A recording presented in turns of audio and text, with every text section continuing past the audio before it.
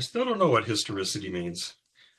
I was looking at the Cambridge lexicon and of Heidegger, and I looked for historicity, and it says see history, and there is no reference to historicity in the history section. There's only two references to it. They appear in I've forgotten what other section, and oh, on heritage or something, and they never define it. They just refer to it. So I don't know what that means, but they do not have a definition. I guess part of it maybe because maybe it's translated differently. I don't know. But anyway, I I think I understand that historiography, I think, is supposed to be like the science of history and its contents or something, but I don't know. Is like historicity temporality stretched out along the entire domain of human culture or something? I don't know. I don't know what it means. I want to give a provisional and then silence myself shortly after. But I thought just as what I thought that historicity was like a term that was used to refer to specific like a Dasein and its historicity, and I always imagined it as like its share of the temporality, its place in temporality, its particularities within temporality. That's what I thought was historicity. Was like because like historicality I thought of as like a general sort of attribute of Dasein, but historicity was like the particular historicity of this or that Dasein. But I'm really uncertain. Now, from what Joey is saying, uh, maybe the whatever Stambaugh, she uses the word a lot, but it could be that it's some other word in the Macri and Robinson. Yeah, I think Joey's right. What he's saying, the historicality is historicity, Okay. and then historiology is in the Macri and Robinson is historiography. Okay. I think that's right. So historicality, that's what Macri and Robinson use. Yeah. Okay. Not that that helps explain what it is. But it just might show up in like Heidegger dictionaries. It might show up as historicality. Well, to be discouraged and discourage you guys, that word also does not appear in the at least the Cambridge is the one I'm just because it was available through Texas State. Neither one of those words appear in there. I know that there's I think two dictionaries of Heideggerian jargon, and they probably do have historicality or whatever. Although it's probably not as long of an entry that you'd get in the Cambridge thing you're talking about. Well, So anyway, in the end, no one will ever understand it. I won't belabor that. That was just it makes it difficult for me to figure out what he's talking about because I don't really know what that word means. Well, actually, I mean, I agree with you completely. And so I'm trying to narrow it down. And so I don't want to give up uh, necessarily on this quest, this spirit quest of figuring out historicality. Because I get historiology Yeah. or historia, right? The science of history that I can literally just with my very cursory knowledge of Greek, I can deduce an understanding of historiology. But historicity, I mean, other than its temporality, like when you say that Dasein is temporal, it almost feels like it's synonymous with saying that Dasein is historical or has historicity.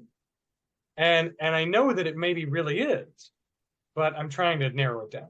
Well, he ties those together, and I mean the impression I get is temporality. When he's talking about temporality, he's talking about Dasein, more or less a characteristic of Dasein as a way of being in the world. You know, like this Dasein, every Dasein is structured by temporality, but then this historicity. Then I'm wondering if that's then that temporality, but when you consider it from this broad cultural, context, something like that. I think Or that's how, right. I want to say, like, he kind of more explicitly locates historicity as how we fill the gap between birth and death, or make sense of a whole of a life Okay. between birth and death. And then the passage we read today, where he's discussing Dilthey or Dilthai, but more to the point, York, or one of the correspondents. This theme comes up again. What differentiates historicity from ontic facts is that history is conceived from the aspect of life rather than brute bare facts of the world, right? It's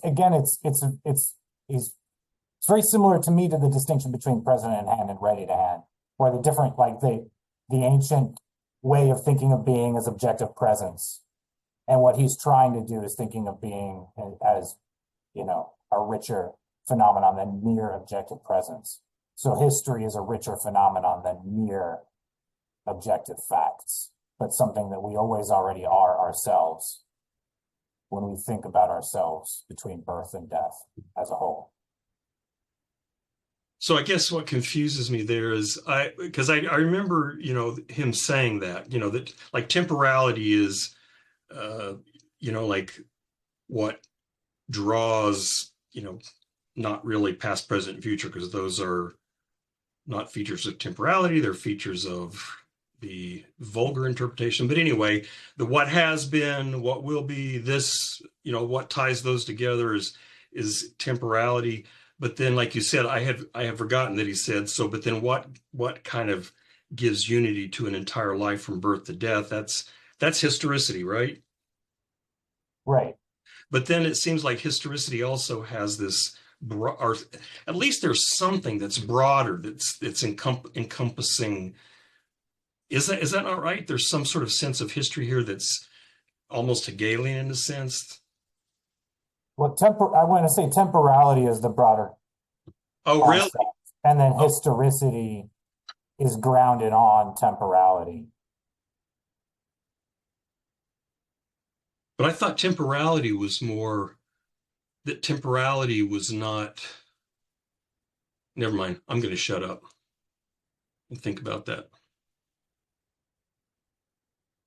Well, while we're kind of on the, I have a question.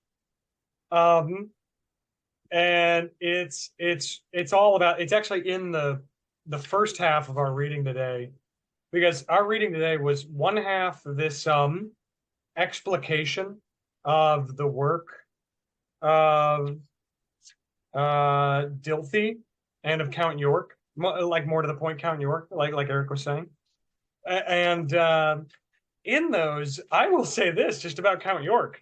He seems like a freaking cool dude. Like, I was really into what York was saying at certain points. I was like, all right, York has got it going on. But there were certain things that York said that I was confused about. And I was also confused about to what degree Heidegger agreed with York. So in this vein of questioning historicality and whether or not it kind of broadens out, I would say that, Nevid, if I understand correctly, just before I go, you are thinking of historicality or historicity.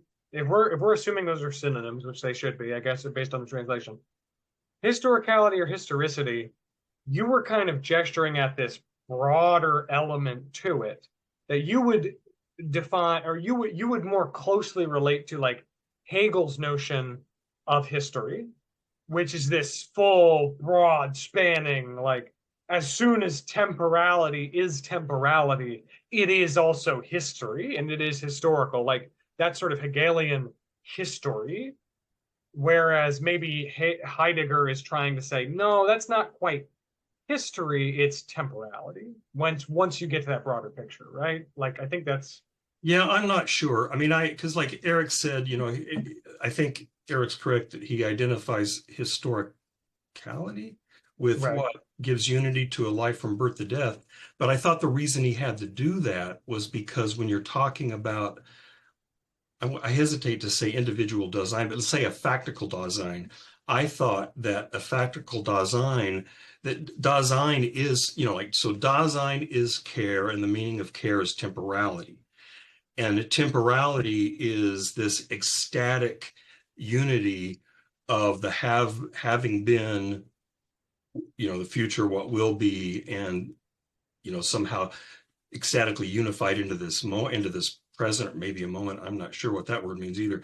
But that's what made me think that temporality was more sort of, I mean, maybe I'm wrong. I was been thinking of it similar, and this is probably terribly wrong. Husserl's notion of retention and protension, Sure. and that sort of thing. But then on the other hand, he also talks about temporality, and maybe this is where Eric was coming from. Temporality is like a transcendental condition, it seems like, as well, for the possibility of time or something of that sort, and maybe for the possibility of history. So what I'm confused is I didn't realize that, but I've been thinking of temporality in those two different ways. One, in terms of temporality in a factical Dasein as the being of factical Dasein is temporality. But then I've also been thinking of temporality as this transcendental something that is the condition for the possibility of all these other, historicality and so on. So I'm confused. I'm very confused at this point. Well, yeah, I don't think those conceptions are in conflict with each other. Just they swap out transcendental with ontological, right? Like, I think you're right. I think temporality is not. Heidegger wouldn't say transcendental. He would just say it's the temporality is the ontological condition for the possibility of historicity. Yeah, he doesn't use transcendental very often. Right, right. Because I mean, again, part of his project is to get to the nature of being, but very much along the same kind of route of transcendental line of critique, right? What is the condition for the possibility? Because he does use those words, condition for the possibility. Exactly. That's what makes it transcendental. He just doesn't use that word because he's more focused on giving a fundamental ontology.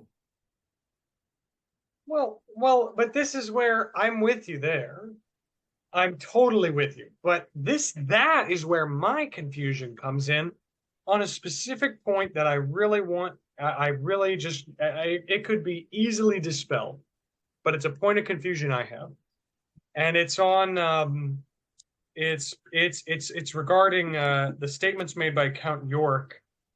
One particular statement made by Count York as regards this ontological status of temporality and our experience of historicality. So it's on Heidegger 400. It's on Heidegger 400, at the bottom of Heidegger 400. It's at the very bottom of Heidegger 400. And in fact, all through Heidegger 400, there are some little interesting things. But I mean, the main point is at the end. But just as an aside, I liked when York said, what is it? For instance, I regard the so-called historical school as a mere side stream within the same riverbed, and as representing only one branch of an old and thoroughgoing opposition. I leaned into my microphone to say that because I highlighted it and I wrote underneath it, an antagonism? ? It's like, ooh, okay, we're maybe getting at something. Okay. And I was like, okay, York, maybe you've got something to you. Okay. And then he lost me. By the end of page 400, by the end of Heidegger 400, he lost me. Yeah. Thank you, Eric. That made me laugh. But and there were some later things that Count York said that I really strongly agreed with, on Heidegger 402 and stuff. But on Heidegger 400, right at the end, in the last paragraph, it's probably the last sentence on the page. It's literally the last sentence on Heidegger 400. It starts with this: here as there, formalism, the cult of the form, the defining of relationship, is the last word in wisdom. Naturally, thought which runs in this direction has its own history, which I suppose is still unwritten, the groundlessness of such thinking. The groundlessness of such thinking and of any belief in it, and such thinking epistemologically considered as a metaphysical attitude, that I agree with. I agree. When you're thinking in those terms, it is a metaphysical attitude, for sure. But is it historical product? Blah, blah, blah. Sure, it's a historical product. I'm with you. But this attack on the cult of the form, I don't get. Really. And I want somebody to maybe just because I feel like my brain is like a twisted up like ball of yarn, and I need somebody to try and untangle it desperately, because in a way, I subscribe to the cult of the form, I suppose, right? If I call myself a formalist, if I agree, right, I do. You know that I do. Aaron, you know very personally that I do. And so I felt a little bit like, what do you mean? Hey, cult of the form, fuck you, But nothing about its historicality rubbed me the wrong way. Sure, it's a historical product, absolutely. There's no refuting that. But is it wrong, this cult of the form? Because it seems like there's this notion that the cult of the form is all obsessed with differentiating between the historical and the ontic. And that's at the root of Nevitt's question. And so downstream of that, if we can accept that the historical is at base temporal and temporality is ontological, okay, we've got some sort of ground for justifying a pretty basic split. And not even a split, but a split that in itself is sort of a union, an immediate, imminent union between the historical and the ontic. I can understand how argument could be made for that. But this insistence that formalism is like a problem for this endeavor, that I'm deeply confused about. And I just, if anybody has anything even remotely productive to say, please. Well, I want to say like that the charge of formalism is something that was levied heavily against Kant in various forms of neo-Kantianism. The categorical imperative as a kind of paradigm example of a formal kind of moral law that, when you investigate it, the content just seems to elude, right? It's you get there, there's something to content, and even in when you read closely the groundwork of the metaphysics of morals, you see that even here, Kant is not giving explicit attention to the relationship between form and content, and how form and content are not mutually kind of like independent factors, but the two interpenetrate each other. That happens in the groundwork, but Kant doesn't give it explicit treatment. He gives it a very formalistic kind of approach. And Hegel comes in later and says, look, part of what Kant did wrong is, he stressed the formal aspects of his, not just his ethics, his whole system, right, is very a formal system, which doesn't quite grab at the content that the form is supposed to. And so Hegel tries to correct this, to greater or lesser degrees of success. But this has been there was a long shadow cast in 19th century philosophy from Kant's success and, like in the academy, but also in, his system, being deeply influential. But the undershot of that is that the formalism itself gets stressed. So even in the hands of certain neo-Kantians, the formal aspect of Kant's philosophy is stressed. And I think this is something Bergson, I don't know Bergson very well, but I think this is something Bergson is reacting against as well, is the propensity of science and philosophy to want to say, once we categorize things, once we have the correct set of labels and we categorize the world correctly, we'll have been done. Which is to say, once we come up with the appropriate formal structure, right, for conceiving of the world, we'll have done the thinking, right? I think Bergson is pushing back against this propensity to neatly classify things according to a system of, categories. And I think this is something that York is pushing back as well, just kind of pursuant to latter 19th century, early 20th century kind of, we're tired of formalism. We're tired of, bare mathematical laws determining reality when there's much more, even if you want to understand physics, you can't just study formula. You have to break outside the formula to see how the formula actually describe the world in reality. So there's, again, if that helps understand some of this pushback against formalism. Well, it does, because then I would just, for clarification, this is just a question for clarification, because I'm with you. It's like, so would you say that York is pushing back against a certain kind of formalism which assumes itself to be self-consistent and, like, you know what I mean? A formalism that assumes that it is self-consistent and that it doesn't have inconsistencies or inadequacies or gaps in its thinking. If there's a formalism like that assumes itself to be rigorous in that way, I could agree with that completely. And would you say that's kind of what York is attacking?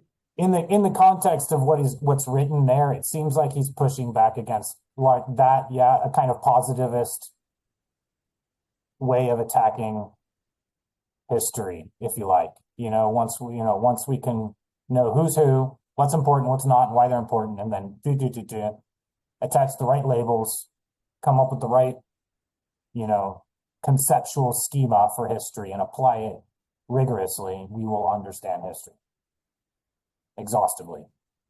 I posted these in the chat. These are a couple of quotations from Heidegger 401, which immediately follows that quotation that Heidegger read from York. And so I gather that in these comments immediately following that, we're getting Heidegger's explanation to some degree, although part of it is just more quotations from York. But Heidegger says, in contrast, and then I think this is from York, all written history that is alive and not just depicting life is critique. And I don't know what he means by critique there, but historical knowledge is, for the best part, knowledge of hidden sources. With history, what creates a spectacle and catches the eye is not the main thing. The nerves are invisible, as is the essential in general. And then in the beginning of the following paragraph, York gets his clear insight into the fundamental character of history as virtually from his virtuality, from his knowledge of the characteristic of the being of human existence itself. Thus, precisely not in a theoretical and scientific way, oriented to the object of historical observation, which sounds like, and maybe this is similar to what Eric was saying, that last part, not oriented to the object of historical observation. I gather that's like something like treating history as present at hand, as something that is like a clear set of facts that you can analyze and dissect.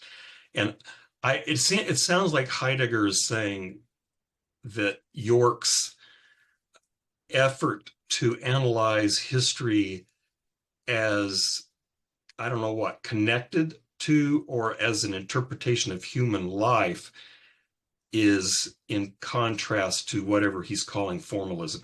Maybe all that's completely consistent with what Eric said. I don't know, because I'm not exactly sure what Heidegger means here, but at least that seems to be Heidegger's explanation of what York is trying to say. Life, as opposed to formalism, something like that, which is pretty vague. But maybe he just means, again, maybe he means ontological instead of ontic, because Heidegger brings that up too. York uses that word ocularist and ocular, and I was like, what the hell is that? But then on Heidegger, toward the bottom of Heidegger 402, he defines it as ontic. So Heidegger, so apparently he thinks York was like moving toward an ontological account of history, something like that. I don't know that he thought York got there, but it sounds like he thinks York was on the way there.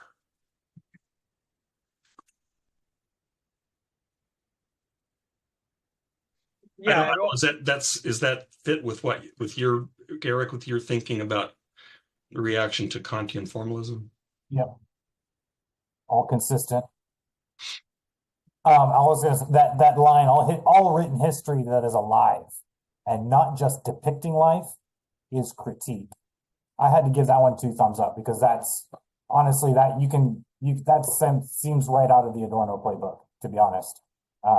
If it's alive, it's critique. Well, It's dead. Can you what do you mean? What do you think he means? Heidegger means, or I guess this is York. What York means by critique there? Because that was another question. I didn't really understand what he meant. Like, does he mean critical theory, like Kantian critical theory? That seems unlikely, but.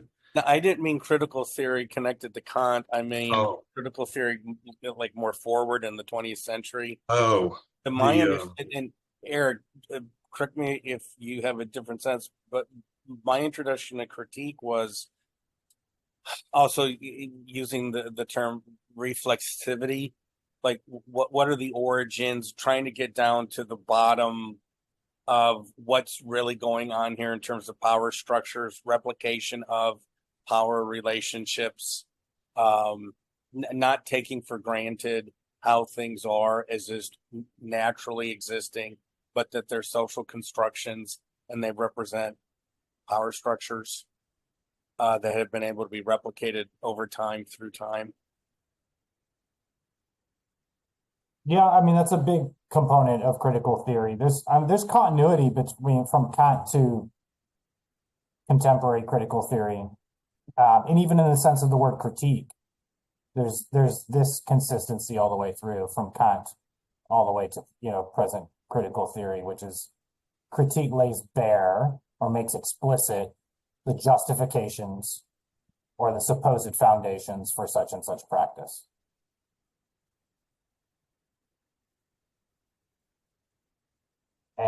The hidden foundations usually, or well, if it's in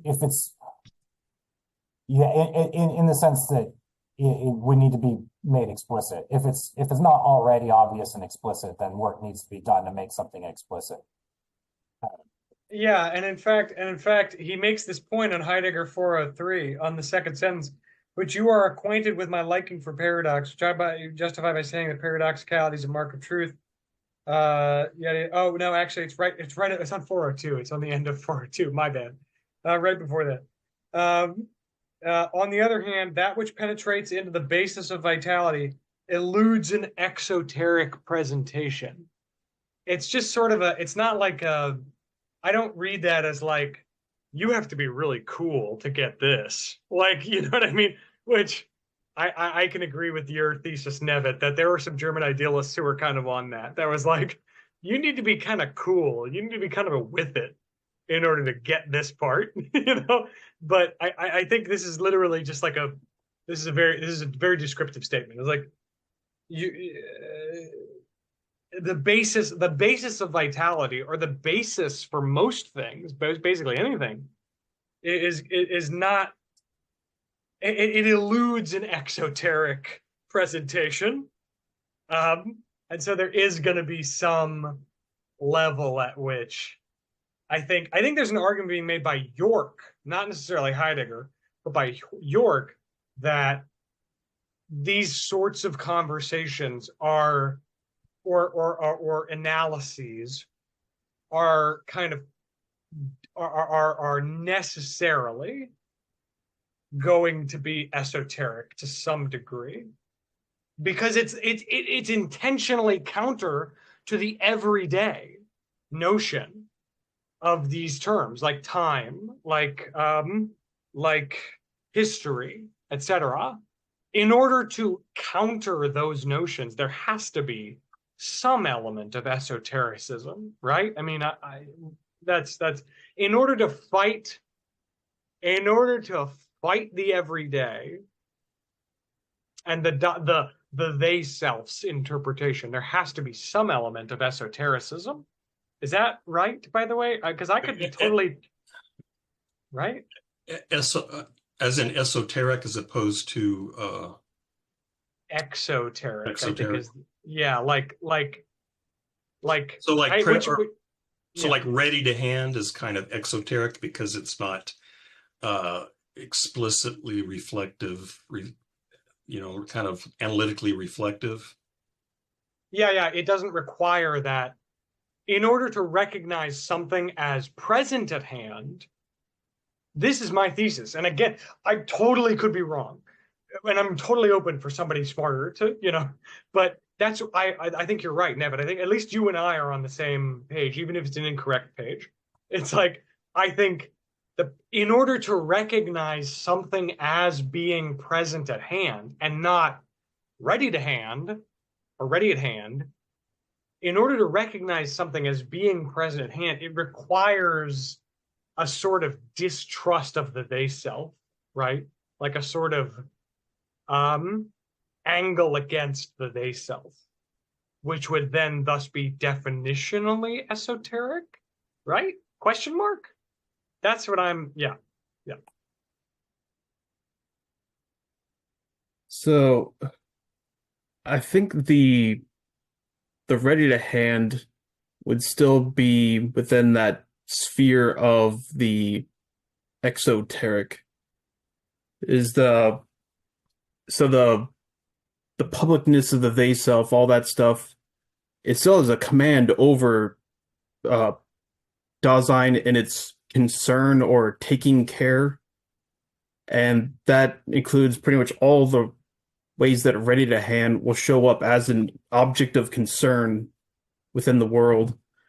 So I think within that, it is something that is less objectively articulate than the president hand. So I think there is that distinction, but that ready to hand is still something that operates within that kind of ontic modifications that, at least if we're going by this distinction that of the historical and the ontic.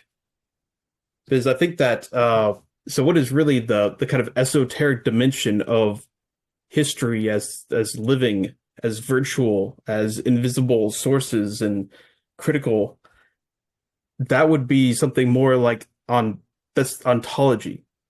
That's so what is the enigma in for Heidegger is being. And that's I think where you get that cross-sectioning of the esoteric is where you're looking at the ontology of temporality as history. So where is history actually an ontological force of time in Heidegger's sense? I think that's what he likes, and he thinks of, and that is something that isn't the kind of thing that you would read in a history textbook where it's like Germany defeated France in 1572 in this battle at this date. That's something like an ontic historiology where history has to do with something that has it's more of a living process going on. I think in this case it'd be, it's the whole idea about fate and destiny and kind of like the co-determinant, co-historicizing thing about societies together. That would be, and the movement of historizing within that, which also I think he explains as something like an enigma that can't be, it eludes the exoteric sort of ontic history of well-defined entities like nation states or whatever, or something even like, okay, well, I think he's going to talk about dating later, but so I'll leave that aside. But I don't know. That's how I interpret it, at least.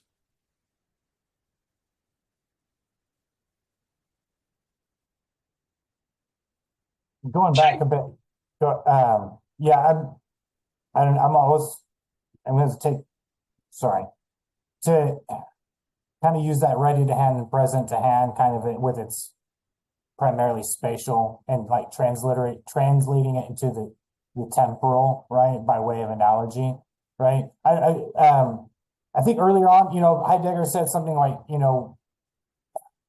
when we consider things in their ready to handness or in their inner worldliness or as being components of our world, right? The table touching the wall only makes sense within a world, right? In terms of its readiness to hand, right? Table touching a wall is not, it's something that we arrive at later in a kind of present in hand description, but even there, that never actually happens. Because you know what I mean? Because you can zoom in and always find a gap or whatever. But as regards to being in a world, we can say a table touches the wall, and only so, right? In the same way, I wouldn't say like you can say, on such and such date, Chase was doing this. On such and such date, there was the storming of Bastille, and then on such and such date, Louis XVI was beheaded. And you could even say these events touch.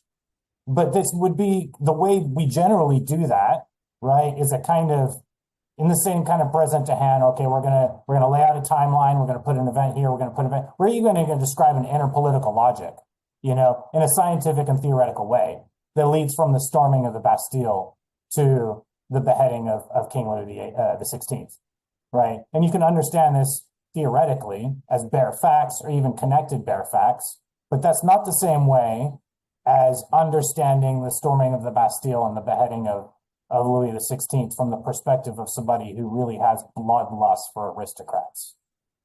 You know what I mean? Like this event leading to this event, those events touch in a world, not in the same way that, that they would touch on a timeline. Did you say bloodlust? Yes, bloodlust for aristocrats. Oh, okay. So, President Hand is, begging your pardon, the factual. I'm trying to think of a word different from reality, but the ready at hand is how someone who was living at the time would be experiencing the present at hand's events. Like or us today looking back. Well, yes, but a lot of people. Did you ever see The History Boys? It was a movie with I don't remember the British actor's name, Griffith. He was really obese from a drug that his parents gave him legitimately when he was like 10, having to like hundreds or thousands of British children. Anyway, the idea is, but would people in a different country, like say the United States or Canada, well, Canada's maybe a bad example because of Quebec, but wouldn't there be at least a sense of we are not going to, even if we present today, United States don't like hierarchy, don't like oligarchy, don't like maldistribution of wealth. Would that still be enough for us to be looking back at these events as someone who was literally one of the people who stormed the Bastille? And then a few months, year, I'm trying to remember the date of that. Was it summer 1791? Louis was killed in January 1793. So I could see an aristocrat and a person who was cheering Louis' execution to have a visceral relationship to the event of Louis' execution, even if one is cheering it and one is terrified by it. They're experiencing it in a way that I'm not going to, even if I have a lot of historical imagination. Is that not Yeah, fair? I mean, I don't think you can ever experience that event the way that they experience it. You can't conjure that. But at the same time, you can experience it today as not just a bare historical fact, but something that has meaning for your life. Gotcha. Something that's part of a living history. Like Gotcha.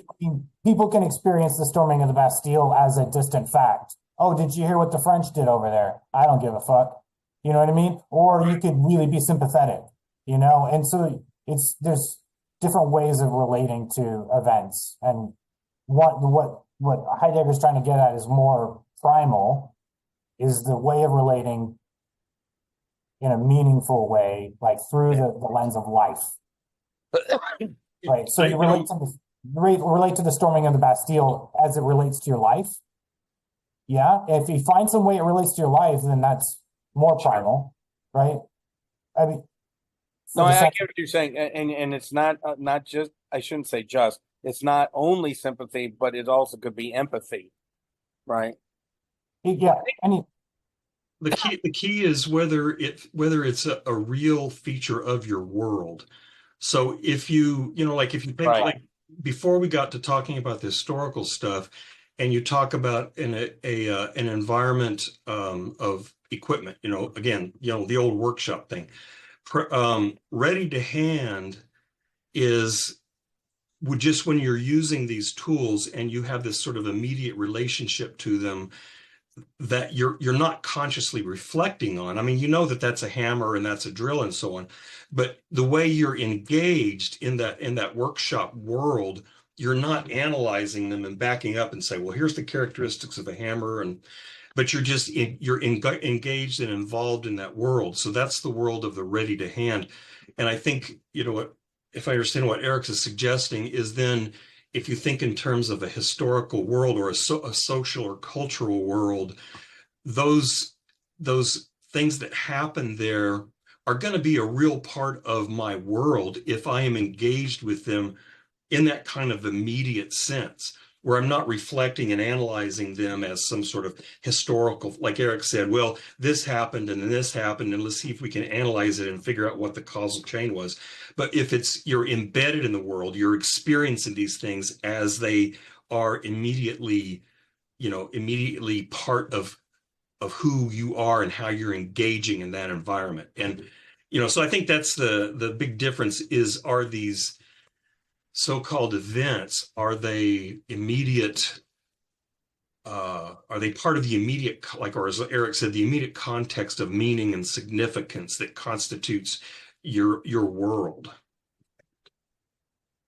Yeah. And it may be possible, I don't know, I think Eric was suggesting it may be possible to think of some event that happened elsewhere or elsewhen, and somehow that may still nevertheless be incorporated into my world in some way.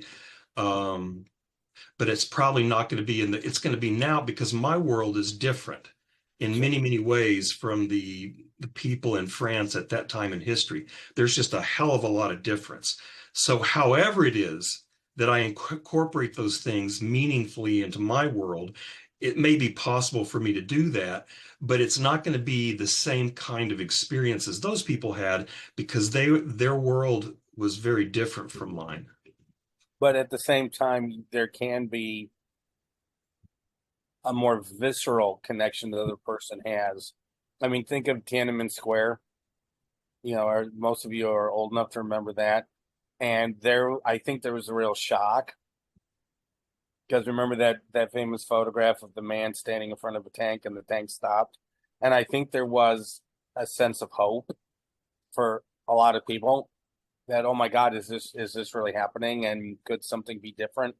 And then it was crushed. And I do think that people did feel, I mean, I think I can use the word feel. I mean, they did feel something when that happened in China. They're not Chinese. whatever, they're not young, but they were still like, oh God, that happened, so. Yeah, but I mean, and I'm not denying that, but what I'm saying is my world is constituted by a particular cultural, historical, social context. And when that event happens and I hear about it, and if I think I understand, that is going to maybe have a real, maybe I will experience something about that in a real way in my world. But the way I encounter that is never going to be like the way the guy encountered it standing in front of the tank. It's Oh, just no. it's just Right. not. So I'm not saying it's not possible to really, I don't know what, incorporate something elsewhere into my world, but it's not going to be exact. It's never going to be the same. No, but what I mean is, I thought when Eric made the example of, the storming of the Bastille and then the execution of the king, um, there still could be an attitude of people today that even if they're not monarchists, would still, given their orientation of themselves to their own societies, condemn that action. I mean, they're not, they're in a sense, they may see that they have a dog in the fight, even though something happened a few hundred years ago. And if and how does one commemorate that or acknowledge it or explain it? I mean, look at the whole argument people are having today about education. Put the Bible in, make the kids read the Bible, take books off of the shelf, Project 1619. So, I mean, this idea of how does one experience or learn about historical events, and then especially the connection of those events to today's world, it seems to me, is because a lot of people are viewing these past events as more than just present at hand in the past, but ready at hand, that it says something about now. Yeah, I don't disagree. I just don't think it's going to be the same. Sure. I think that you use the 1619 project. I think there's a couple issues I have with that thing, but I think it's a good example of a history that tries to be alive and so therefore constitutes critique.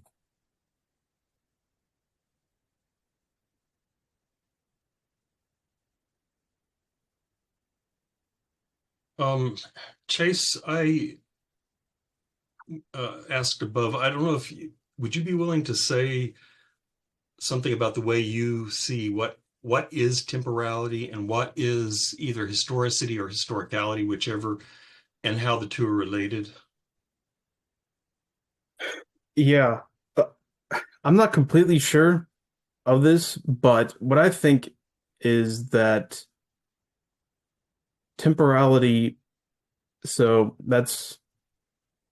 temporality is always in this ecstatic unification where any one mode of it involves the others, but the historicality, historicity, whatever, that is that spanness or kind of continuity of temporality as it seems to relate to different individuated things, but then those different individuated things seem to all also kind of integrate into larger, well, mainly it's Dasein that is historical, and Dasein as historical also, that's its fate, and that would be relating to the past, but that is always connected with other Dasein into a people with a destiny. And so that kind of continuity through time that in a way kind of defines the individuated Daseins or their individuated people, Volk, or Uh, that I think is what historicity is. So it's temporality, but temporality as it relates to that continuity, that spanness, the what connects birth through death. Um, yeah, I think that's what it is. But it's grounded in that in the temporality of Dasein. But in that historicality, because that birth to death sounds like, again, you're talking about an individual, a factical Dasein. But then from what you were saying, then those historicities of I don't know even know how to talk about it, of these people linked together into this larger destiny or whatever for the Yeah, the destiny of a Volk. folk. Yeah, I'd rather say community. I'm just being obstreperous, but yeah, folk. And then the temporality. So again, one of the things that confuses me is I earlier when he was talking about temporality, it sounded again like he was explaining what how various temporal phenomena emerge from this temporality in the I don't even want in the ontological encounters of Dasein. And and so he talked about the having been, the present, the to come. That made me think that he's again. I'm struggling with thinking of this temporality as being a condition for the possibility of, which would then be something that would be comprehensive for Dasein as such. But then also temporality, I thought he was suggesting, manifest in the encounter of each factical Dasein in the way temporality emerges within that person's experience. Also, is that correct? Or do you understand what I'm asking? I th I think so. Maybe not, but so that historicity, historicality, I think they are so it is what happens, but not necessarily in that sort of course not in the present at hand way in which we would kind of thematically understand certain occurrences. That's historiology or historiography or whatever. But I think thinking of it too much of a as a condition of possibility sort of puts it outside of this sphere of action, and which is kind of what Heidegger wants to do.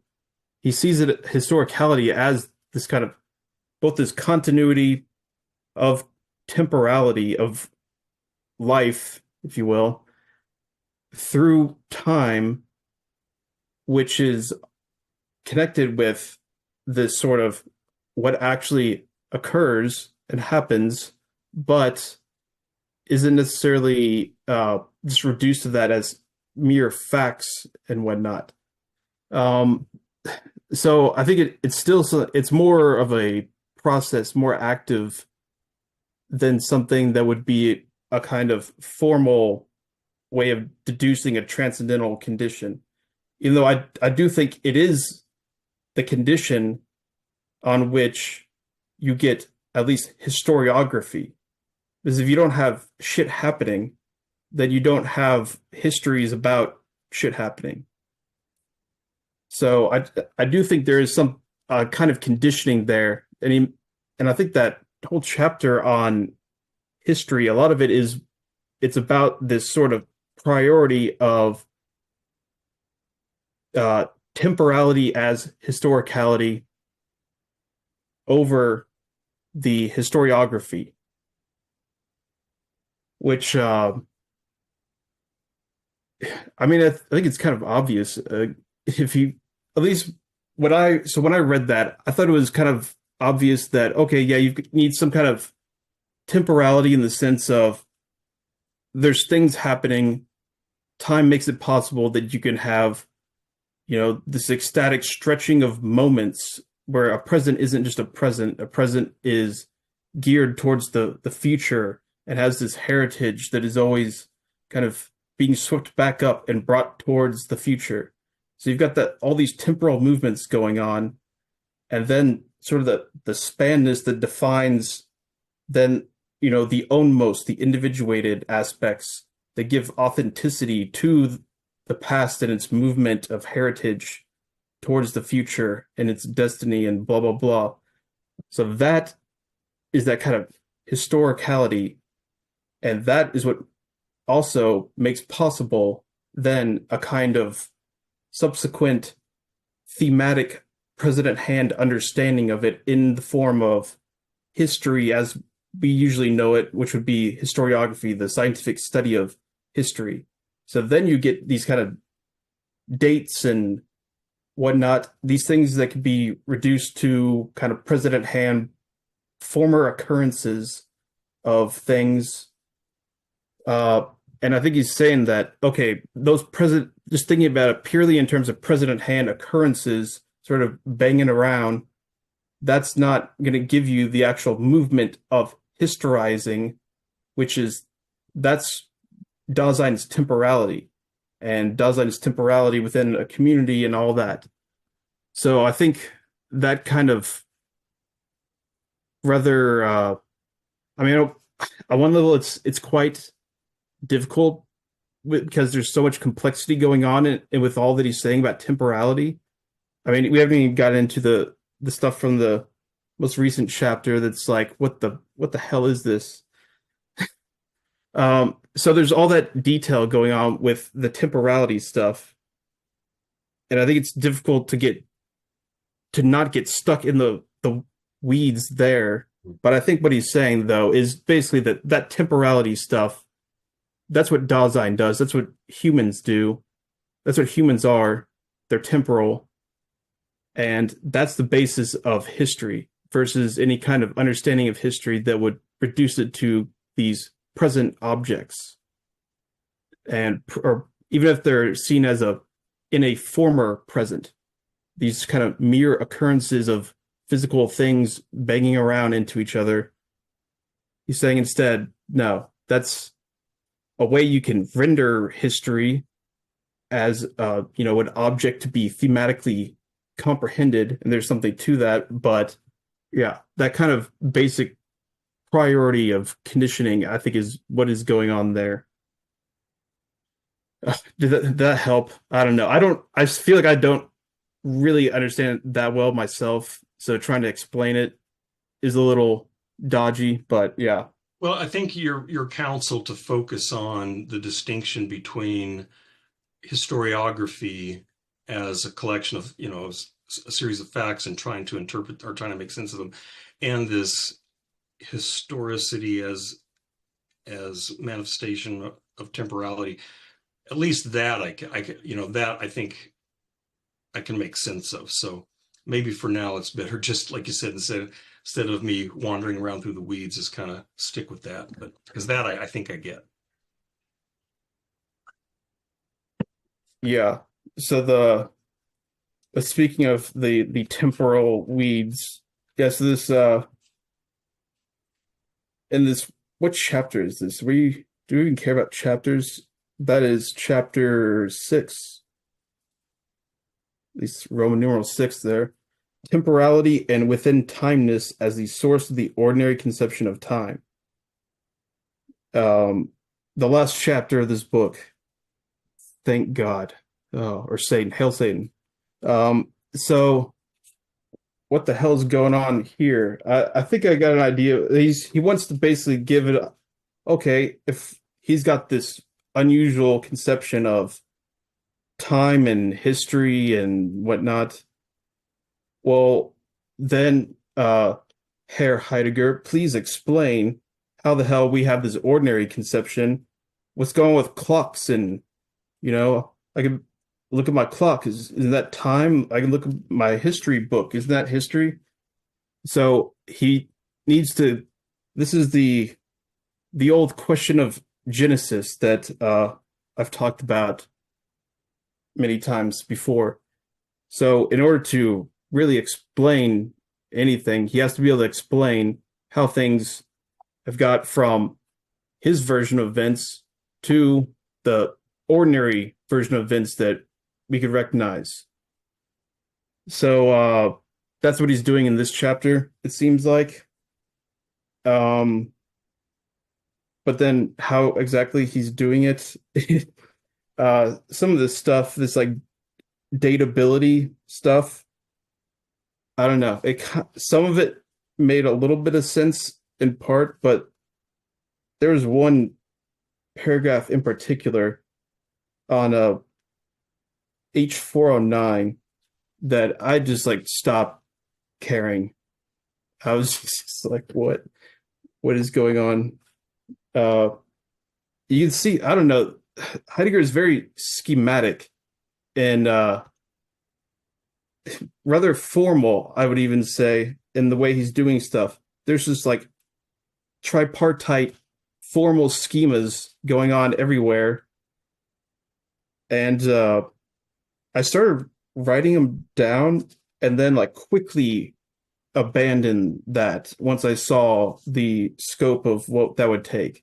Is I mean, I've got stuff to do. Like I can't be I don't have time. I'm irresolute, Dasein. Don't have time to read Heidegger talk about like how we assign time and its datability and all this crap. So there you go. But uh I don't know. So he wants to also do this kind of like priority of levels kind of thing in this Genesis where you got, good old primordial temporality, ecstatic openness, oh, how cool, nice, authenticity. And then but then you've got concern, like goddamn concern that makes us fall into datability. And then suddenly we're assigning times and dates and all this. And then from that, eventually we'll get to clock time and scientific time of pure present nows with no significance, which I think it will be in the next reading, I believe. And then after that, he talks about Hegel and Bergson too for a little bit. And then the book's done, finally. Thank Satan. So yeah, there you go. Sorry if it seems like I'm a little overwhelmed, but I'm not. It's just Heidegger's just wow, what a guy. I think I'm gonna drink another beer though.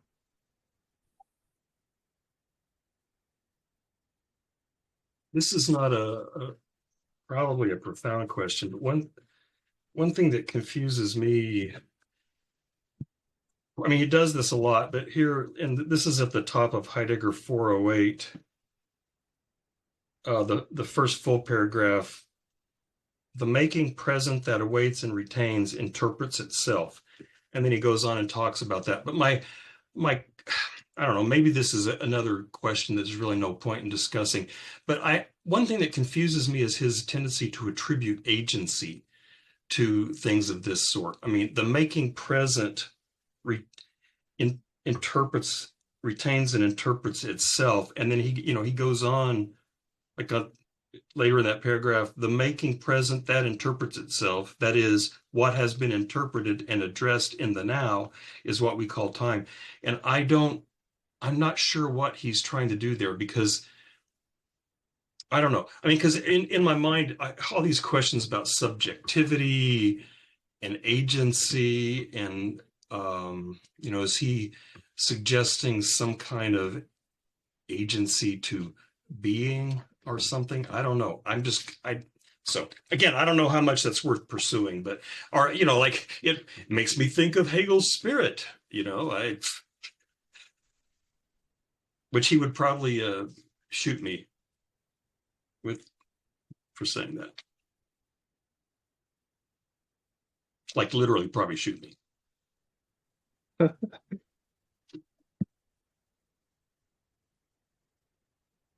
So feel free to talk about anything else.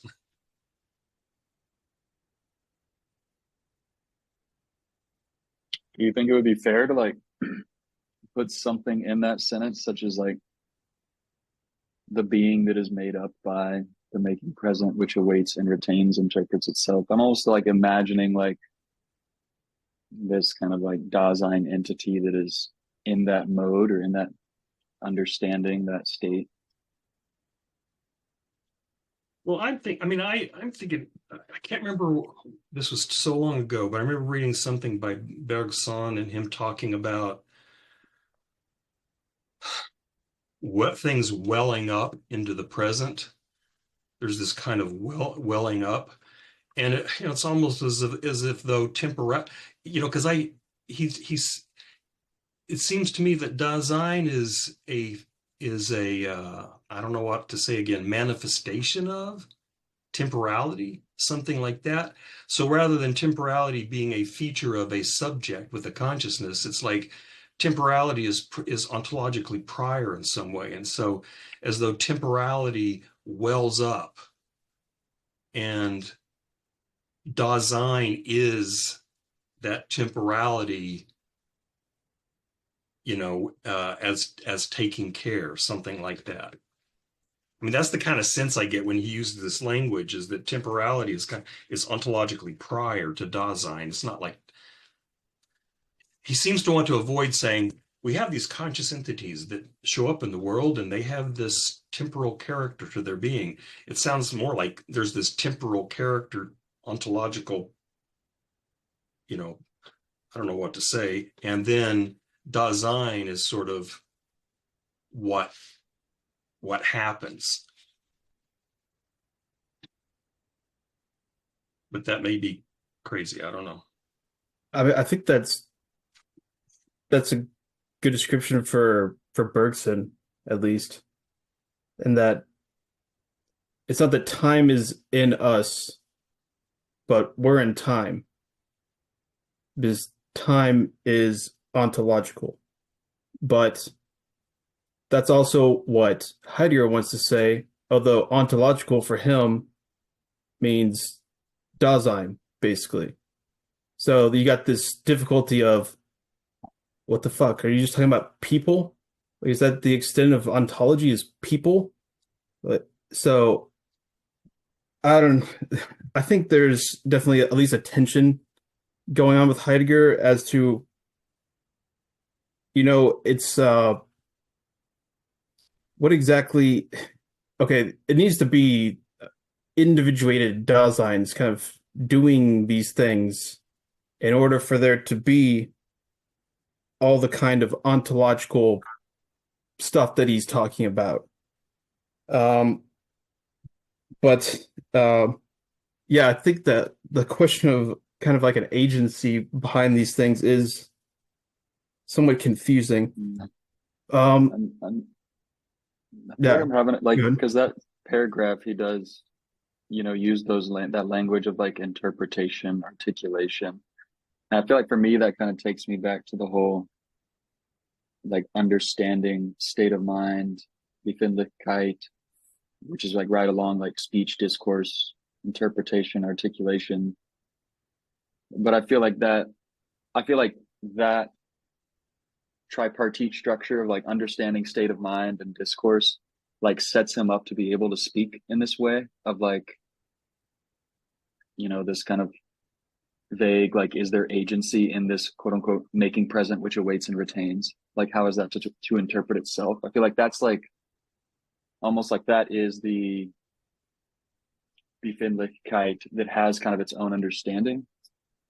And the interpret itself is kind of like how you might take that further through the articulation, through kind of like language or speech. Like I'm guessing that's kind of how he gets to the point of like, this is what we like come to call time. What has come to be called time. But I think that way of him using language is maybe like just a very downstream effect of him maybe feeling like he's already validly stepped out of having to say like to talk about agency and consciousness at all, which I feel like is kind of back book one of him like trying to make that move. That But that more makes so sense like to me. states of mind can develop their own understandings. I think there's really a kind of Heideggerian unconscious going on that, at least if I were to try to make sense of Heidegger, something like this is going on in these are unconscious processes. But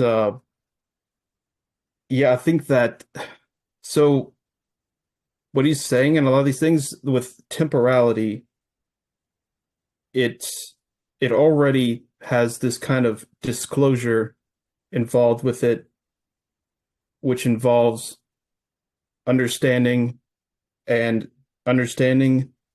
You know, you got this projection thing. The thing is that it's already interpreting something before it gives you something. So I think what he's saying is that there's already this kind of temporal interpretation going on as a kind of unconscious process, so to speak. Of course, Heidegger doesn't say that, but that's what then gives us this ordinary, familiar sense of time in which we can talk about a now or this time ago or then, now, then, the sort of the ordinary language of temporality. He's kind of saying that this is possible because there's already this kind of unconscious temporalizing going on that makes it possible because it's hermeneutic in its basis of there's always some kind of disclosure of understanding within the very being of Dasein, because Dasein is its disclosure. It is the opening onto the world that is its being.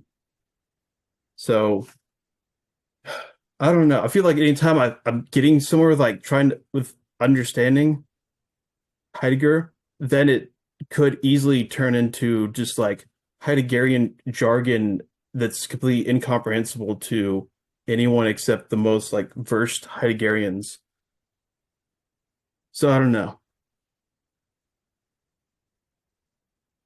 Yeah, I mean, you know, the way you described it makes sense to me. Maybe that's because I've been red pilled, as they say, by Heidegger. But you know, when he talks like about the clearing, which he does here a little bit in this book, and apparently a lot more later. But you know, the sense I get is that you know, Dasein is the site of clearing. It is like Dasein is where it is that being for which beings appear, something like that. And again, I get to see the sense that he's radically you know, he's trying to radically decenter subjectivity and all of that because there's this sort of ontological primordiality, and that Dasein, you know, is where that primordial temporality opens and provides the site for being, for their, you know, for where the kind of being that can recognize and understand being and ask questions about being. So I don't know. I feel like I just did the same thing Chase was describing. You know, it just sounds like I'm just using weird words, but that's anyway, that's the kind of sense, you know, so I have this sense of like, I am me, I am here I am. But I think that prior to that, you know, is this Dasein as the site of the clearing where beings appear.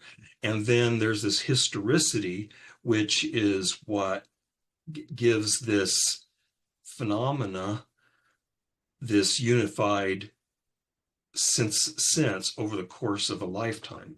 but so I don't disagree, Eric, that I think Dasein is equal primordial, but I think it's because Dasein is where this temporality sort of opens up into a world.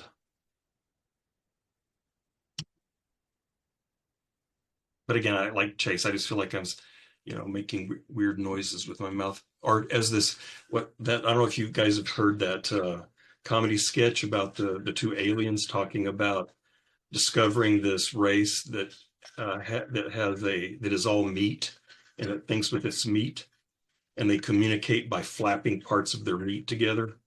Yeah, that's what I feel like I do. I just feel like I'm flapping parts of my meat together. Ow, ow, ow. Sounds like a good Friday night. Yeah, you have a dirty mind, Chase. Yeah, I do. Yeah. I was going to say earlier, I also have difficulty when Heidegger wants to assign, it's not agency, right? Because that belongs to an ego and a subject, but something like agency to things that we would normally, this that interprets itself. It's not Dasein interpreting, but earlier he says temporality temporalizes itself. And it reminds me of, when we read the Walk in the Country Wood, where he talks about nearness, or no, farness, making distancing, the farness that distances, or the nearness that de-distances. And again, that famous, what is it? De sprake sprechen, right? It's language that speaks. We don't speak language, right? Language speaks itself, right? And so there seems to be a recurring theme in Heidegger to kind of pull this out of the hat, which always leaves me scratching my head. But at least with language speaks itself, or die Sprache sprechen, I can make sense of that using as a Hegelian kind of echo,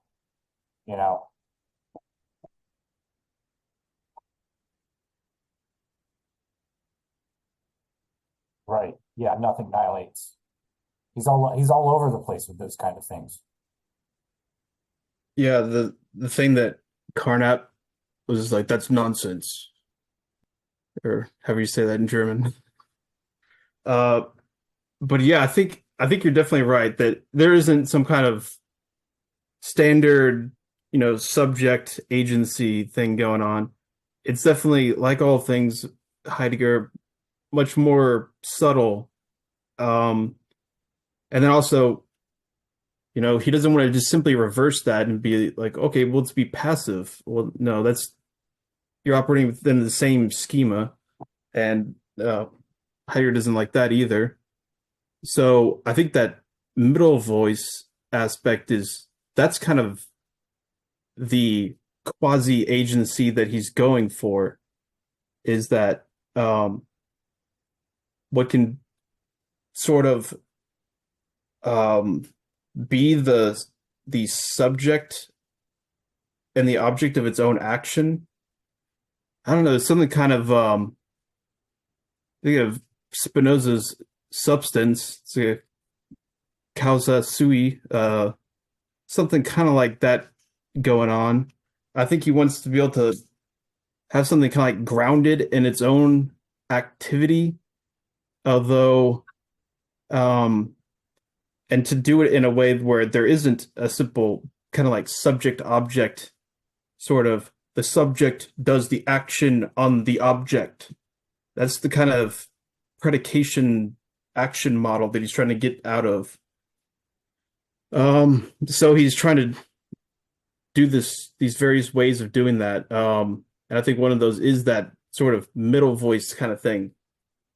Language speaks, sprechen, or something like that. I don't know. or the nothing nihilitates. I can't remember what the German for that is, but I'll spare y'all anyways.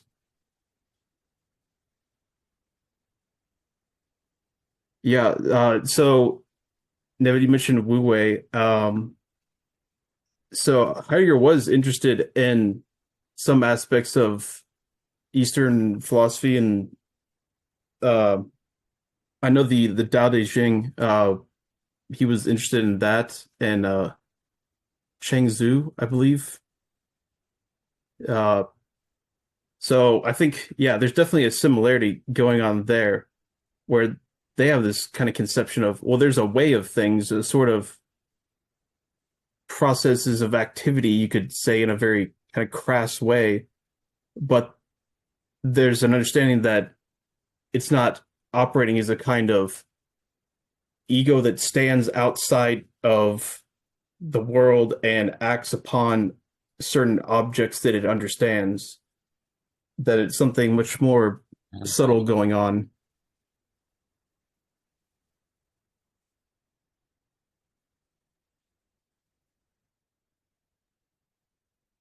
Well, we didn't get to much of this beginning of chapter 6, but such is time. Yeah, sorry. If only we had reckoned with our time differently. Oh, Yeah. what a tragedy. Yeah, I'm definitely irresolute Dasein because I don't have time for this bullshit.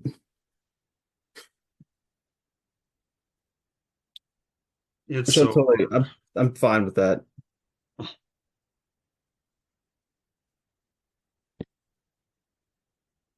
oh, any Eric or Ed, were you going to say something? Did you say you're going to be gone next week? Yeah. Okay, and then do we have 2 more Heidegger sessions? Including next week. So there's actually just 2 more left. Okay. And then Ed would like for us to talk about Heidegger's relation to Nazism. I haven't found any good text for that. I've been looking. I found a couple maybe candidates, but I don't know. They're not great. Chase posted a video on Discord, which I have not looked at. So I don't know. Maybe we could just do it without any text. I'm just worried about it turning into, well, I heard this and I heard that, and I think this without any kind of grounding. I just handed in all of my grades today for the second summer session, so I'll be able to have more time to look at it and ask some of my colleagues, because even though most of them don't deal with continental philosophy per se, they may know of an article or two that could be a good starting point for us. And there's tons of articles on it. It's just most of them tend to Oh, be I know, but it's extremely partisan. Yeah, polemical and polemical, and maybe that's, I don't know, maybe that's all we're going to get. I don't know. Yeah, I posted Pierre Bourdieu's The Political Ontology of Martin Heidegger on the Discord, but that's polemical. It is polemical? Yeah. Yeah, that's mostly what I've found. It's very, very depressing, but I use a very, very small part of it. But years ago, 2 scholars literally put together an edited multi-volume set on important documents of Nazism. And so they go, to the very beginning of any printed material for the German Workers' Party. And that to me is the best. I mean, it's not a single source because it's multiple volumes, but they were the editors of it for years, and it was already out by the late 1980s. And even though that's been a few years, to be honest, it was very exhaustive. They were very, very good, and that's what I'm hoping to find somebody or a few scholars to say, because Nazism predates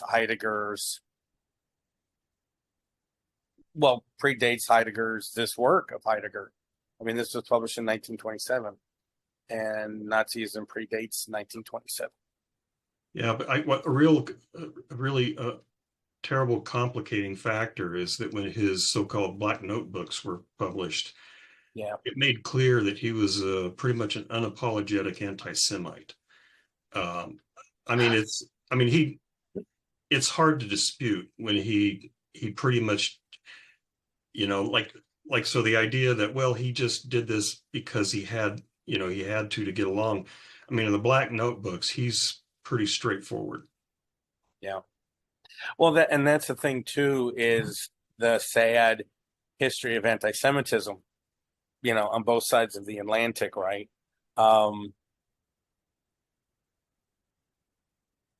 mean, there was a genteel anti-Semitism of richer people in the United States, and they, did not mind being discriminatory towards Jewish people, but it was almost as if they were angry at Hitler for saying the unspoken things out loud and taking anti-Semitism to its logical conclusion. It was almost like a class thing. You lower middle class idiot. There, and that's well. Also, you have to remember too that even though Hitler was using terms that resonated throughout the German-speaking world, he was born and raised in the declining Austrian-Hungarian Empire, and his, for lack of a better term, nationalism is a defensive, brooding, uncertain, unconfident nationalism. It is completely different from the old Prussian aristocracy.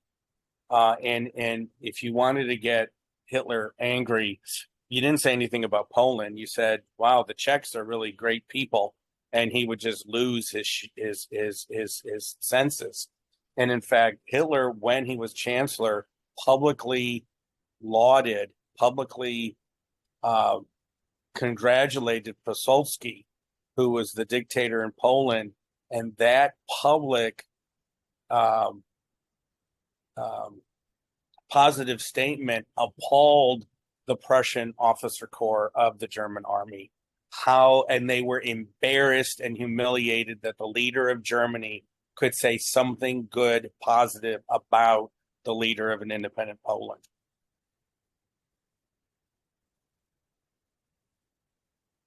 Well, I guess we can dig into that more here in a few weeks. So 2 more meetings. I'll not be here for the next one. Then we have one more, and then I think does Texas State start right after that? Anyway, it's pretty soon after that. We start before Labor Day. It is our fall classes begin Monday, August 26th. Okay, and yeah, so that would actually be the date that we have we talk about Nazism, because the last 2 meetings on being in time are the next 2 weeks, the next 2 Mondays, and then that Monday is the next Monday after that is the 26th. So, okay. Thanks. So, yeah, I'm totally serious. I'm expecting some Samadhi rainbow bodies shooting out when you come back. Yeah, that's the only way. Yeah. I will astrally project myself to visit you and oh no. You trust me, you don't want to do that. Maybe go see Hunter. Hunter would be thankful for that. Not me. You see a whole lot you don't want to see. Yeah, exactly. The big board. Yeah.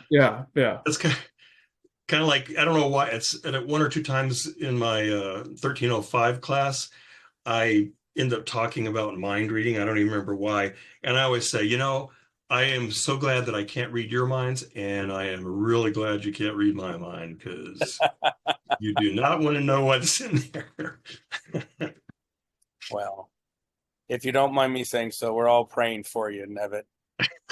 That you have a great time there. Yeah, the problem is that Chase is going to be praying to Satan, so and you're going to be praying to God, and so it's scary. What's going to happen? I don't know. Probably something terrible. That's how you get the rainbow body, though. You get different people praying to different colors. There you go. Oh my God, you're right. You know what's really bothering me most about this thing is it's going to be outdoors, because I tried to sign up for a regular one and that was in late July and it was filled up. And so I had to get this one. And so we're actually going to be meeting outside. And I just got an email from them today and they said, be sure you bring bug spray. I'm like, well, shit. So Where is this going to be at? it's in Oregon, Platskanie, Oregon. Actually, weirdly, Joey has been to that place. Oh, Oh, Joey says not like Texas bugs, so they won't like devour me. The Oregon bugs are pretty gentle. Oh, that's good. Nice. Yeah, I've actually gone to that monastery for their Sunday sessions. I haven't gone on a retreat, but just for their like morning Sunday. And it sounds like you're not going to be there on a Sunday. I was kind of thinking like the stars aligned, I could come catch the beginning or the tail of your retreat, but No, it starts Monday night and then goes till Sunday about 1, but I'm going to have to leave.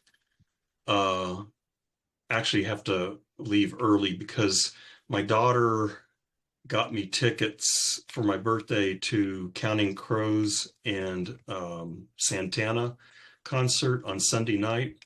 And so I have to I had to change my reservations to get back earlier on Sunday. So I'm not even gonna be there for much of Sunday at all. Sunday's the enlightenment blessing. You're gonna miss your body. Definitely. Okay, so you got Samadhi rainbow, the basic formation of most of the rainbow body during the retreat. Then at Santana, somebody will spike you with some acid. That will be the full construction of the rainbow body. Hail Satan. And he'll probably be doing some Santeria thing up there. So who knows what's going to happen. Okay, we'll see you guys in a couple weeks. be safe. Bye-bye. Bye-bye.